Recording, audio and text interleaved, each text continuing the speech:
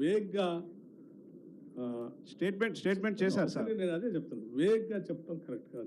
నేనేమంటున్నా అసలు మీ ఇప్పుడు it is only in the beginning stage. అదే చూడలేదు, ఒక్క నిమిషం అమ్మా. బిగినింగ్ స్టేజ్లో ఉన్నప్పుడు నీకు అసలు ఆ రిజర్వేషన్ సంబంధించిన దానికి ఎస్టిమేషన్ చేయడానికి, క్లియర్ చేయడానికి కన్సల్టెంట్ ఏజెన్సీని పిలవాలి, వాళ్ళంతా ఎస్టిమేషన్ చేయాలి.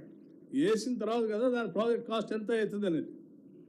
సో ఆ ప్రాజెక్ట్ కాస్ట్ అనేది ఇంతవరకు ఇనిషియల్ స్టేజ్లోనే ఉన్నాము. నువ్వు అప్పుడే 1,50,000 కోట్లు కావాలని 1,50,000 కోట్లు అవుతుంది, 1,50,000 కోట్లు అవుతుంది వాళ్ళు ప్రచారం చేస్తారు. గవర్నమెంట్ నుంచే వచ్చింది సార్, అది స్టేట్మెంట్ గవర్నమెంట్ నుంచే వచ్చిందని చెప్తున్నారు. Correct sir. మీరేమో టెండర్లు పిలవలేదు అంటున్నారు సార్. ఇక్కడ సార్ మీరేమో టెండర్లు సార్ మీరేమో టెండర్లు పిలవలేదు అంటున్నారు మూసీ నదికి సంబంధించి. సార్ ఇక్కడ సార్ ఏం టెండర్లు? మీరేమో మూసీకి tender. Can you introduce yourself? Sir మీ పేరు? స్వామిరెడ్డి సార్. స్వామిరెడ్డి గారు, టెండర్లు దేనికి పిలవలేదని చెప్తున్నారు మీరు? మీరేమో అసలు మూసీకి సంబంధించి మేము టెండర్లే పిలవలేదని మీరు చెప్తున్నారు. కానీ మీ దానకిషోర్, మీ అధికారి దానకిషోర్ మాత్రం మూసీకి సార్. మూసీ దేనికి? ప్రాజెక్టుకి సార్. ఏం project? Development sir, reservation project కి. అవును, టెండర్లు ఎవరు పిలవలేదు. అసలు నీకు ఎస్టిమేషన్ కాదు రిజర్వేషన్. మీ దానకిషోర్ గారు ఆల్రెడీ మేము టెండర్లు కంప్లీట్ అయిపోతున్నాయి. మేము 2 వారాలలో స్టడీ చేయడానికి పనులు కూడా ప్రారంభిస్తామని కమిషనర్ గారు చెప్తున్నారు. వినండి, చెప్పండి. స్టడీ చేయడానికి ఒక కన్సల్టేటివ్ కమిటీ కావాలి కాబట్టి దాని టెండర్లు పిలిచారు. ప్రాజెక్ట్ కాస్ట్ కోసం కాదు, కాస్ట్ ఎస్టిమేషన్ లేదు. మీరు దయచేసి పూర్తిగా అధికారులు చెప్పింది కానీ లేకపోతే నేను చెప్పింది కానీ అర్థం చేసుకొని మీరు ప్రశ్నిస్తే బాగుంటుంది. మీరు కన్ఫ్యూజ్ అయ్యి అందరూ కన్ఫ్యూజ్ చేస్తే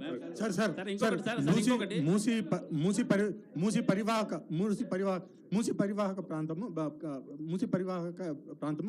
240 కిలోమీటర్లు సార్. కానీ మీరు హైదరాబాద్ పైన ఫోకస్ చేసి హైదరాబాద్ వెలుపల కూడా 66 చెరువులు ఉన్నాయి. వాటి సంగతి ఏంటి? మళ్ళీ జస్ట్ స్టార్టింగ్, ఎక్కడో ఉదయం మొదలు కావాలి కదా. ప్రతి పెద్ద కార్యక్రమం ఒక అడుగుతోనే మొదలు అవుతుంది. ఎక్కడో దగ్గర మొదలు కావాలి కదా, మొదలు కానివ్వండి. అయిన తర్వాత వెళ్ళుకుంటుంది నెక్స్ట్ స్టెప్. ఇందాక మీరు చెరువులన్నిటికీ రెడ్ మార్క్ ఇచ్చారు, చెరువులన్నిటికీ రెడ్ మార్కులు ఇచ్చారు. ఇందులో దుర్గం చెరువు, సకాలం చెరువు ఉన్నాయా సార్? సార్ ఒక్క నిమిషం, ఇందాక మీరు రెడ్ మార్కులు అన్ని ఇచ్చారు కదా, అందులో దుర్గం చెరువు, సకాలం చెరువు అవి ఉన్నాయా సార్? అన్ని చెరువుల్లో శాటిలైట్ ఇమేజెస్ చేసి ఉన్నాయి. మీకు ఏది కావాలన్నా మీరు నా దగ్గర రండి, ఇచ్చేస్తాను సార్. ఇప్పటికే రాష్ట్రం అప్పుల పాలైంది, అప్పుల్లో కూరుకుపోయింది అని ఇప్పటికే ప్రభుత్వం పెద్దలు చెప్తున్నారు. ఈ ఎంటైర్ క్యాబినెట్ కాదు, మేము ఫ్యాక్ట్స్ ఇచ్చాం సార్, చెప్తున్నారు. వైట్ పేపర్ ఇచ్చి, శ్వేతపత్రం ఇచ్చి ఫ్యాక్ట్స్ ఇచ్చాం. నేను చెప్పట్లేదు. క్యాబినెట్ అంతా మూసీ మీదనే ఎందుకు కాన్సన్ట్రేషన్ చేస్తుంది అనేది కేటీఆర్ ట్వీట్ చేసి అడిగారు. Musi is an asset to the state and to the city also. Hyderabad నగరం మధ్యలో నుంచి ప్రవహిస్తున్నటువంటి మూసీ రివర్ అనేది ఒక మంచి ఎసెట్ మనకి. దాన్ని బాగు చేసుకుంటే హైదరాబాద్ నగరానికి ఇంకా మెరుగైన నేమ్ అండ్ ఇమేజ్ వస్తుంది, జీవన ప్రమాణాలు కూడా పెరుగుతాయి, కలుషితం లేనటువంటి సమాజాలు అందించవచ్చు వాతావరణ పరిస్థితులను. సార్ ఇప్పటి వరకు చూపించిన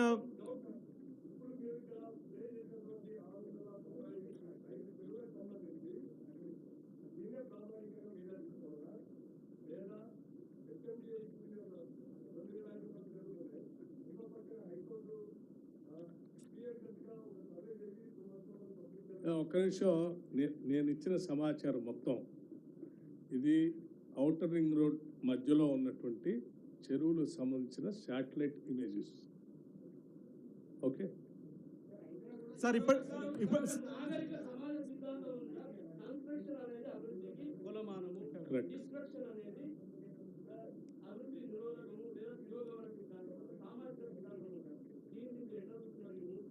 వాట్ డిస్ట్రక్షన్? డిస్ట్రక్షన్ అనేది ఇట్ వేరీస్ ఫ్రమ్ 1 to 1. నిర్మాణం కోసం అక్కడ ఉన్నటువంటి శుభ్రం చేసుకోవటం, దాన్ని if you think that it is destruction, I can't help it. Sir ఇప్పటి వరకు చూపించిన ఈ చెరువులన్నిటికీ FTL గుర్తించారా? గుర్తిస్తే ఏ ప్రాతిపదికన గుర్తించారు? ఇప్పటి వరకు చూపించిన చెరువులన్నిటికీ FTL గుర్తించారా?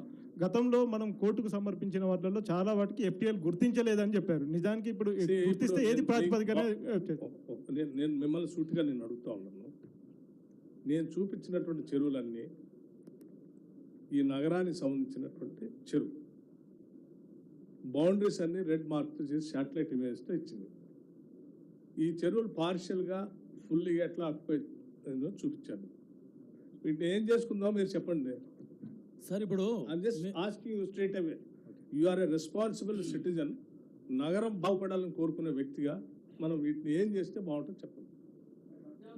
పూర్తిగా కనీసం ఇంకా మిగిలి ఉన్న చెరువులైనా ప్రొటెక్ట్ చేసుకుందామా, వదిలేద్దామా? సార్ ఇప్పుడు so I'm just asking your opinion. You tell me. Sir ఒక్క నిమిషం కానీ ఒక నిమిషం వన్ ఆఫ్ దెమ్. భట్టి గారు సార్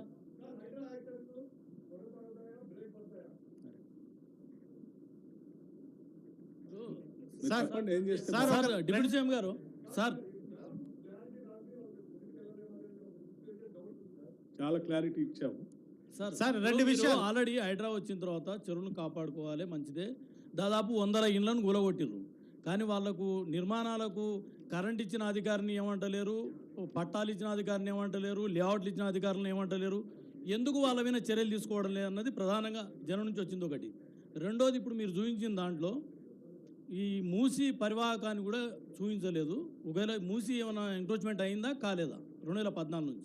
మూసి ఎట్లా మూసి ఉందో, మూసి కాదు, సారీ హుస్సేన్ సాగర్. ఆ? హుస్సేన్ సాగర్ మూసి హుస్సేన్ ఎట్లా సాగర్, ఉందో ఒక నిమిషం. ఉస్మాన్ సాగర్, మూసి ఎలా హుస్సేన్ సాగర్. ఉందో నాకంటే మీ అందరికి బాగా తెలుసు. మూసిగా సార్ అట్లాగే- హుస్సేన్ సాగర్. యా, ఇప్పుడు మనం ఉన్న సాగర్. హుస్సేన్ సాగర్ ఈ పరివాహక ప్రాంతం కూడా 2014 తర్వాత ఏమన్నా అయిందా కాలేదా? అదేనండి, ఇప్పుడు ఉన్నదాన్ని ఈ భవిష్యత్తులో ఆక్రమణకు గురి కాకుండా కాపాడుకోవాలనేది మన అందరూ ఆలోచన. దానికోసమే ఆ ప్రయత్నం. పూర్తి గర్భంలో కడితే కూడా ఇక అది మేలదు ఏమి. నేను అనేది there are 2 issues. Buffer zone ఒకటి, ఎఫ్టీఎల్ ఒకటి. చాలామంది కన్ఫ్యూజ్ చేస్తూ బఫర్ జోన్లో ఉన్నవి కూడా కూల్చేస్తున్నారని చెప్తున్నారు. బఫర్ జోన్లో ఉన్నటువంటి వాటికి ఎట్టి పరిస్థితుల్లో వాటి జోలికి పోవద్దు అనేది రాష్ట్ర ముఖ్యమంత్రి గారు చాలా స్పష్టంగా ఆదేశాలు ఇచ్చారు. ఓన్లీ చెరువు మధ్యలో ఎఫ్టీఎల్లో ఇప్పుడు కట్టుకొని మొదలుపెట్టుకుంటూ అసలు భవిష్యత్తులో కూడా ఏం మేలకుండా చేసే పరిస్థితి ఉన్నటువంటి వాటిని కంట్రోల్ చేయడం కోసం ప్రయత్నం చేయాలి. ఇది ఈ క్లారిటీ మీరు అందరికీ ఇవ్వాల్సిన అవసరం ఉంది. Okay, thank you. Sir deputy CM గారు ఒక ప్రోగ్రామ్ తీసుకునే ముందు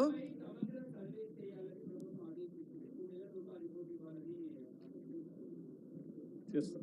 సార్ డిప్యూటీ సీఎం గారు నేను ఇవ్వాల్సిన సమాచారం అంతా మీకు ఇచ్చాను. డిప్యూటీ సీఎం గారు ఒక ప్రోగ్రామ్ చేసే ముందు ఒపీనియన్ తీసుకుంటారు, తర్వాత యాక్షన్ తీసుకుంటారు. కానీ మీ ప్రభుత్వం ఆ విధంగా కనబడుతుంది. అట్లే లేదు, ఒపీనియన్ తీసుకొనే ముందు పోతూ ఉన్నారు. ఈ ఒపీనియన్ అనేది, డిస్కషన్స్ అనేది, చర్చలు అనేది it's a continuous process. It is a continuous process. We will not stop. మేము ఆల్రెడీ తీసుకున్నాము, ఇంకో వాళ్ళు తీసుకునేది లేదు. It is a continuous process. Will take it.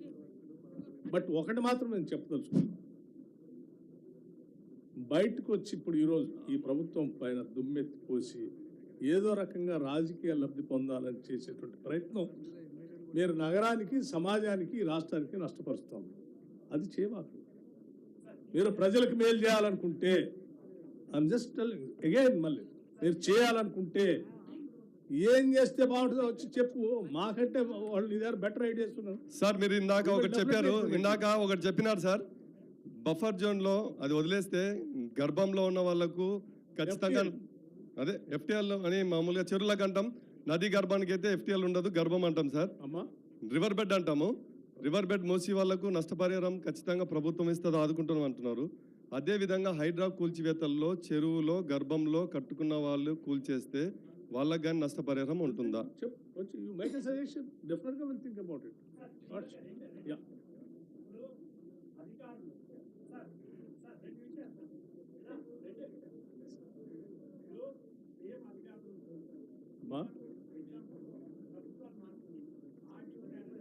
మీరు ఎప్పటి నుంచి మీ పేపర్లో పనిచేస్తూ ఉన్నారు?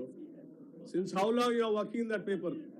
ఒక నిమిషం అండి, ఒక నిమిషం.